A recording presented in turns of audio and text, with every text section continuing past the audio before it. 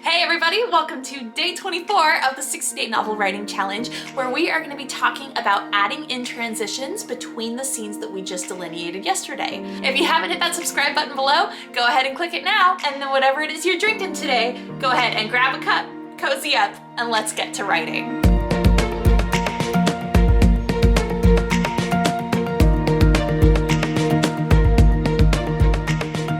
Yesterday we went through our entire list of chronological ideas and split it all into chapters and scenes. So we put chapter 1, 2, 3 all the way down the list.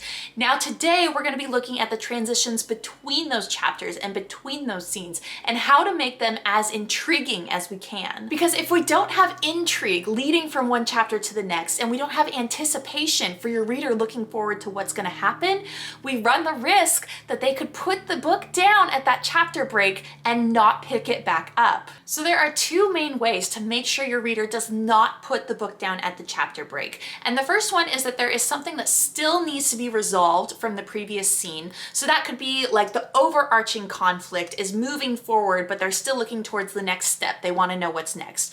Or something abrupt can happen at the end of your scene, which will then be resolved immediately at the beginning of the next scene. So to really illustrate this, I want to examine a book that you literally cannot put down. If you guys have read The Maze Runner, you know that you cannot put this book down once you start. And so I want to examine the ends of these chapters and kind of show you guys maybe a little bit of why that is.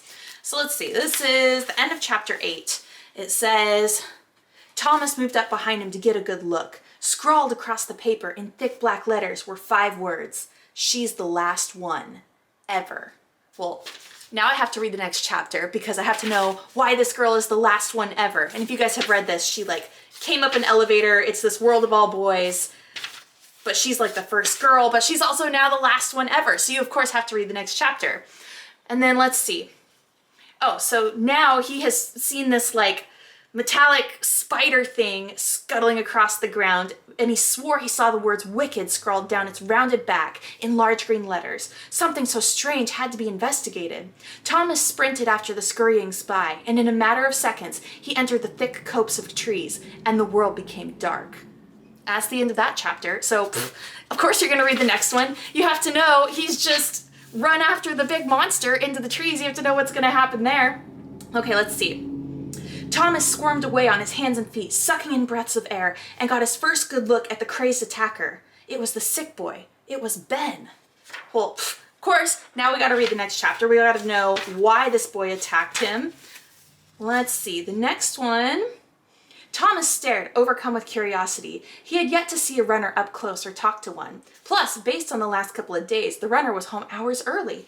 Thomas stepped forward, eager to meet him and ask questions. But before he could form a sentence, the boy collapsed to the ground. All right, well, of course, we're gonna have to read the next chapter now. We have to know why he collapsed. We have to know why he's home early. We also want to meet him. It's the first one we've ever met. So I will do one more because it's right here. The runner balanced himself against the wall, gave both of them a cold look. I found a dead one. Huh? Albie asked. A dead what? Minho smiled. A dead griever.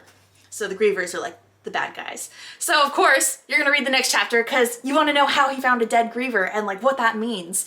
And every single chapter in this book ends like that. You have to know what happens next because there is so much intrigue. It always ends on like a tiny little mini cliffhanger so that you don't put the book down at the chapter break and not pick it up again. So that's The Maze Runner, but let's think for a second how this would work in romantic terms. So at the end of each chapter, we don't have, you know, dead grievers and all people getting attacked, but maybe the main character finds out that her crush has told her a lie. That's gonna lead you to the next chapter. Or maybe she comes around the corner and she sees him hugging this beautiful blonde down the street. And you know, now you gotta know, is that his cousin? Is that something we should be worried about? That's gonna make you keep flipping pages too. So you know, it doesn't have to be life and death situations, but the end of each chapter should have some sort of intrigue that is gonna lead into your next. So of course, you guys have probably guessed it, today's homework is going to be going through each of those chapters we laid out yesterday and working on the transitions that are going to lead from one into the next. So think specifically about how each scene is going to end